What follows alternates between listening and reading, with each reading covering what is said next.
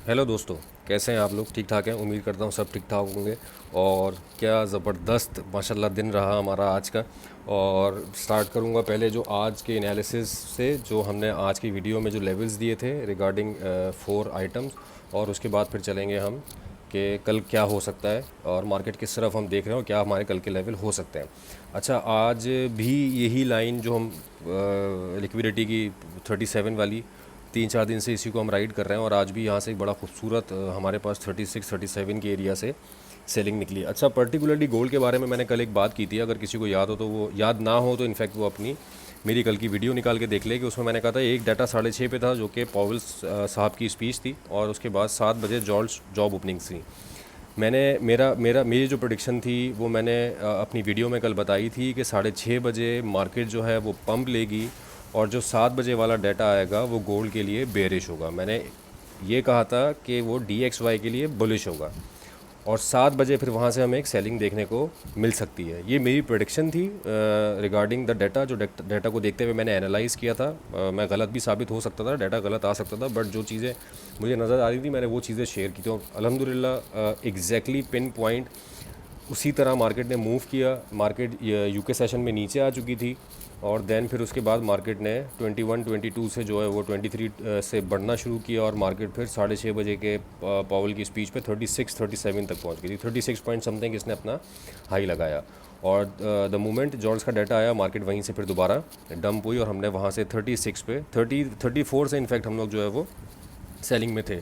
और अच्छा, उसको हमने कोई अल्हम्दुलिल्लाह अल्हम्दुलिल्लाह 140-130 पे जो है वो राइड किए। और इंट्राडे के पॉइंट ऑफ व्यू से जैसा हमने सीखा है, जैसा सर ने हमें सिखाया है, और हम इंट्राडे पॉइंट ऑफ व्यू से किसी भी एक आइटम में 140 पिप्स छोड़ते नहीं है। इनफैक्ट मैं 100 पिप्स भी नहीं छोड़ता हूँ। 100 पिप्स मिलते हैं या तो मैं हाफ ब्रेक इवन करके हाफ बुक करता हूँ, या फिर अगर मुझे मोमेंटम नज़र नहीं आ रहा होता ट्रेड में एज सच, तो फिर मैं उसको बुक करके साइड पे हो जाता हूँ। ये हमारा गोल्ड माशाल्लाह आज ऐसा रहा।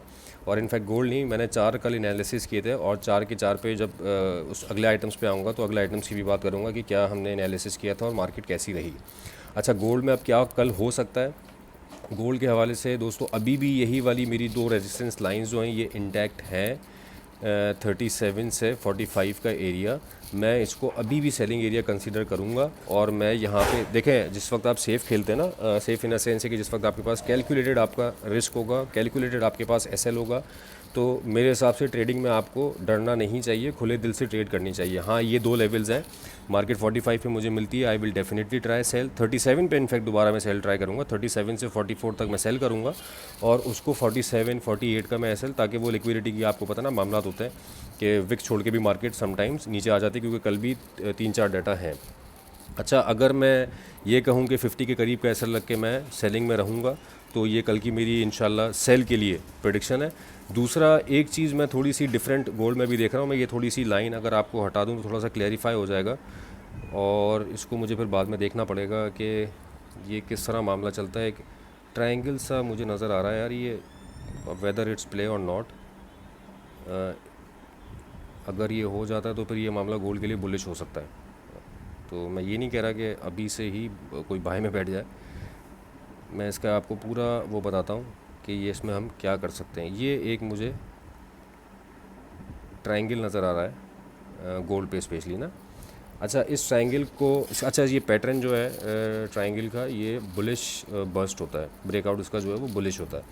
अच्छा, अब बुलिश होता है, आप ये सोच रहे होंगे कि मैं सेलिंग में हूँ और फिर मैं बुलिश की भी बातें कर रहा हूँ। वो मैं इस पैटर्न के हवाले से कर रहा हूँ, क्योंकि ये कंटिन्यूसली इसकी सपोर्ट जो है यहाँ पे वो बढ़ती जा रही है गोल्ड की। और एक्सपेक्टेड ये है कि फिर ये यहाँ पे इसको बाउंस करके अगर इसी के ऊपर कोई H4 ओपन और क्लोज कर देता है 336 के ऊपर, तो यहाँ से इसको रीटेस्ट करके फिर मार्केट ऊपर जा सकती है।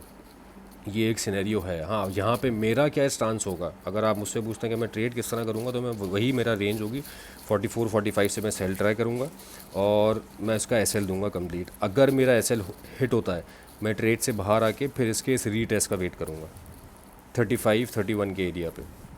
You got it? मतलब ये analysis in terms of buy भी है, इन टर्म्स ऑफ सेल भी है, कि पहले मेरी सेल एग्जीक्यूट होगी, और अगर सेल नहीं चल पाती जस्ट इन केस, तो फिर मैं एज़ पर पैटर्न अपना ट्रेडिंग स्टाइल जो है वो चेंज करूँगा। हाँ, वो जब होगा उसको हम ग्रुप पे इंशाल्लाह शेयर कर लेंगे, जो हमारा ग्रुप है, कि किस वक्त हमें इस बाय कर, क्योंकि आज भी देखें स्कैल्पिंग एक बाय निकली, और क्या कहते हैं, ग्रुप पे हमारे एक मेंबर है, उन्होंने वो बाय हमारी चलवाए भी 21-22 के लेवल से, आई गेस वो कुछ 50-60 पिप्स के लिए लोग कुछ बाय में बैठे थे और वो भी अच्छा प्रॉफिट दे के गई, 36 तक गई मार्केट यू के सेशन में। और देन फिर वहाँ से आपको रिटर्न में जो हमने सेल चलवाई तो वो एक अच्छा मामला रहा प्रॉफिट का। तो ये दो लेवल्स मेरे हिसाब से अभी भी हैं, सेलिंग में ही रहेंगे हम, क्योंकि गोल्ड फंडामेंटली और टेक्निकली बेरिश है। मैं इसको 55 के लेवल से भी बेरिश ही देख रहा हूँ। सही है, मतलब अगर यहाँ पे हो सकता है कि ये इसको ऊपर जाए 55 के लेवल को टेस्ट करे और फिर ये इसको यहाँ पर इसका जो रीटेस्ट है वो फेल हो जाए और इसको ब्रेक करके नीचे भी आ जाए, क्योंकि देखें पैटर्न्स है ना, ये लाजमी नहीं कि 100% वर्क करें। अब मार्केट में अगर फंडामेंटल ऐसे डेवलप हो गए जो कि गोल्ड को बेरिश करते हैं तो फिर ये टेक्निकल्स जितने भी हैं, चार्ट पैटर्न, ये सारे साइड पे हो जाते हैं और फिर मार्केट जो है वो एक डायरेक्शन में चल जाती है। मैं फ़िलहाल मार्केट को बेरिश देख रहा हूँ, इसलिए I am considering sell from top. ये गोल्ड के लिए मेरे ख्याल से काफ़ी ज़्यादा हो गया। अब हम अपने अगले आइटम पे चलते हैं, दैट इज़ ऑयल। अच्छा, ये देखें, मैंने ऑयल का डे 1 का एक चार्ट खोला हुआ है, इसको मैंने 4 आर पे किया हुआ था। जो चैनल मैंने ड्रॉ किया हुआ था और जो लाइंस लगाई हुई थी ये 4 आर पे थी, लेकिन इसमें एक बड़ी खूबसूरत बात मुझे नज़र आई है, ये 2 लाइंस मैंने लिक्विडिटी की लगाई थी। सही है, कल भी हमने कहा था और कल वाली वीडियो में ये बात क्लियर करती कि 83.5 से 84.5 के दरमियान हम सेल देखेंगे, और क्या ज़बरदस्त सेल हमारी 83.7 से 83.5 से 83.6 से जो है वो 100 पिप्स की ऑलमोस्ट 100 से भी ज़्यादा हो गए थे, इनफैक्ट 100 से ज़्यादा पिप्स की, क्योंकि 82.24 तक आया, 82.24 तक आया हमारे पास मामला इसका, और वहाँ अच्छा खासा हमने 100 एंड 120 पिप्स जो है वो राइड किए इसके। अच्छा, ये देखें, ये एक डेली टाइम फ्रेम के हिसाब से बहुत अच्छी एक कैंडल बनी है, एक इंडिकेशन हमें यहाँ मिल रही है, दूसरी RSI की इंडिकेशन हमें यहाँ पे मिल रही है, तीसरा ये है कि अगर इसकी फॉलोअप कैंडल कल बनती है तो ये एक इंडिकेशन अच्छी होगी कि गोल्ड अपने ऑयल अपने हाई रेजिस्टेंस एरिया को टच कर चुका है और यहाँ से फिर ये सेलिंग में आ रहा है। अच्छा, ये जो एरिया था ये लिक्विडिटी का था, ऑर्डर ब्लॉक भी आप इसको कह सकते हैं। डे 1 का टाइम फ्रेम है, डेली टाइम फ्रेम पे ट्रेड लंबी चलती है। मैंने ये ट्रेंड लाइंस जो हैं ये क्या कहते हैं, लिक्विडिटी एरियाज़ और जो हमारे सेलिंग एरियाज़ थे, ये मैंने 4 आवर के टाइम फ्रेम पे मार्क किए हुए थे, और मैं इसको 4 आवर पे भी अभी लेके चलूँगा। और ये हमारी ट्रेड इनफैक्ट अलहमदुलिल्लाह रनिंग में है, कल के लिए भी यही लेवल्स वैलिड है अभी, और हम 84.12 के ऊपर का एसएल देके जो है इसको कोशिश करते रहेंगे कि राइड करें। अभी देखें ये 82.98, इनफैक्ट 83 की जो रेजिस्टेंस थी मार्केट इसके नीचे आ गई है, और मैं एक्सपेक्ट कर रहा था कि 82.50 से नीचे इसकी क्लोजिंग होनी चाहिए।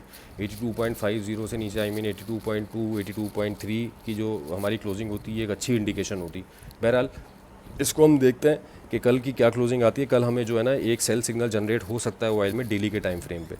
H4 पे तो इसने एक सिग्नल जनरेट कर दिया, क्योंकि 9 EMA के नीचे ये क्लोज़ हो गई है, तो ये भी एक इंडिकेशन होती है कि इसकी 9 EMA दोबारा ये रीटेस्ट करेगी और वहाँ से ये हमें दोबारा सेलिंग में देखने को मिलेगा। कल दोबारा इस रेंज में मिलता है, दोबारा आप इसको 84.2 के ऊपर का एसएल देके, 84.3 के ऊपर का एसएल देके इनफैक्ट आप इसको दोबारा सेल ट्राई करें। ये ऑयल का छोटा सा एनालिसिस था। ऑयल के बाद चलते हैं हम सिल्वर में। अच्छा जी, सिल्वर में मैंने यहाँ पे 2 रेजिस्टेंस लाइंस लगाई थी कि अगर इसको सरपास करता है 29.68 को तो आपको एक दूसरा लेवल 30.25 का देखने को मिल सकता है। लेकिन और साथ साथ ये हॉरिजॉन्टल लाइन लगाई थी, और ये कि हॉरिजॉन्टल रे थी कि ये एक सब रेजिस्टेंस लेवल था, और यहाँ से कल मैंने वीडियो में कहा भी था कि इसके ऊपर का एसएल लगा के आप लोग जो है वो हम सेल ले सकते हैं, जो कि हमारी सेल अच्छी खासी चली। 29.4 इसमें भी सेल हमने ली थी, सिल्वर में भी 29.3 तक हमारी जो है ये सेल आई 29.7 से 29.6 29.7 से। लेकिन जो एक्सपेक्ट मैं कर रहा था कि सिल्वर ने जिस तरह मूव देना चाहिए था ऐसा मूव आया नहीं है। आई एम एक्सपेक्टिंग कि ये 29 ही कंसीडर कर लेंगे, 29 के एरिया को जल्द तोड़ के हमारे पास कहीं ये वाला एरिया ब्रेक करता है, जो कि 29 ही बन रहा है 28.95, तो हम इसको 29 ही कंसीडर करेंगे। ये वाला एरिया ब्रेक करके इस वाले लिक्विडिटी पे कहीं हमें ये नज़र आ सकता है 28.5। तो मैं ये एक्सपेक्ट कर रहा था कि इसको आना चाहिए, क्योंकि डाटा भी जो है वो बेरिश आ गया था गोल्ड और सिल्वर के लिए। बट लेट्स सी, कल भी हमारे पास सिल्वर के यही 2 एरियाज़ जो हैं ये वैलिड है, अभी भी वैलिड है। इनफैक्ट ये जो विक लगी है इस विक के ऊपर का आप एसएल दें 29.83, आप 30 के ऊपर का एसएल देके इसको सेलिंग ट्राई करें इस वाली रेजिस्टेंस से 29.7 से 29.6 से। ये सिल्वर का था एनालिसिस। अब बीटीसी के ऊपर थोड़ी सी बात कर लेते हैं, क्योंकि बीटीसी पे मैंने लास्ट जो है वो कल ही एक छोटा सा एनालिसिस किया था, क्योंकि कुछ लोगों की रिक्वेस्ट आ रही थी कि सर कुछ आइटम्स जो हैं वो हम एनालिसिस के ऊपर बढ़ाएं। तो हम कोशिश कर रहे हैं आहिस्ता आहिस्ता इंशाल्लाह आगे और इंक्रीज़ करेंगे। करेंसी पेयर्स के भी कुछ लोगों की रिक्वेस्ट थी, बट करेंसी पेयर्स में अभी फोकस कर नहीं रहा हूँ, क्योंकि मैं करता नहीं हूँ उसमें ट्रेड्स। तो बहरहाल जिसमें ट्रेड है कोशिश करता हूँ कि उसी में हम ट्रेड करें, और जब उससे हमारा डेली टारगेट पूरा हो रहा है तो ज़रूरत नहीं है मेरे ख्याल से कुछ ज़्यादा सरदर्द करने की। ट्रेडिंग को फ़न समझ के करें, ट्रेडिंग को पैशन इन अ सेंस ये कि इससे कोई फ्रस्ट्रेशन आपको ना हो, इससे कोई स्ट्रेस आपको ना हो। कोशिश करें कि ये आपके लिए रिलीफ बने, स्ट्रेस का बाइस ना बने।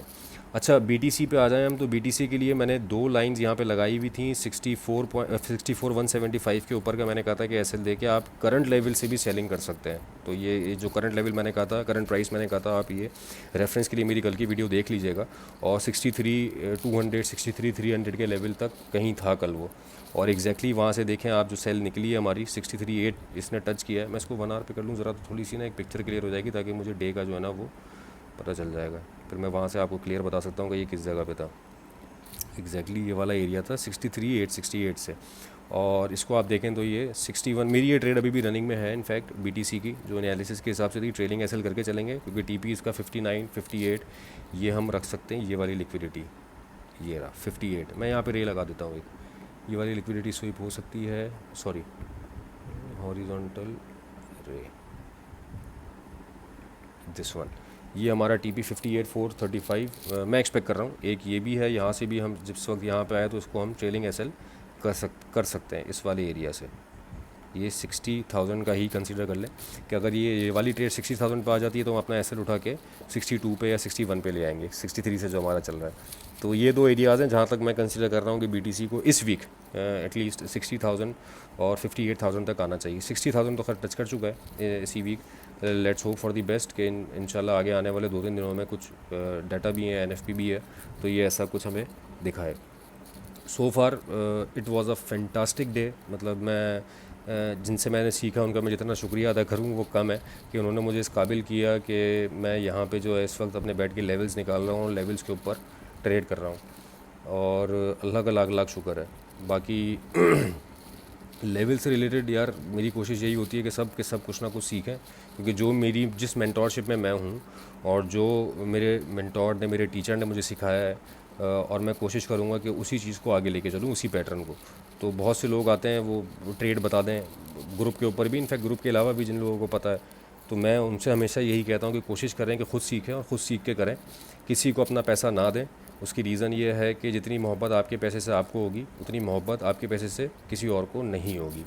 तो जो फ्रॉड हैं और जो फ़ंड मैनेजर्स हैं, अकाउंट मैनेजर्स हैं, कोशिश करेंगे यार आप लोग खुद लर्न करके चीज़ों को आगे लेके चलें।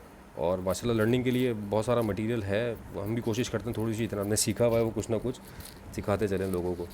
अच्छा, ये तो सारा हो गया, गोल्ड का भी हो गया, ऑयल का भी हो गया, सिल्वर, बीटीसी। अपना बहुत ख्याल रखिएगा, दुआओं में याद रखिएगा। Thank you so much for your time.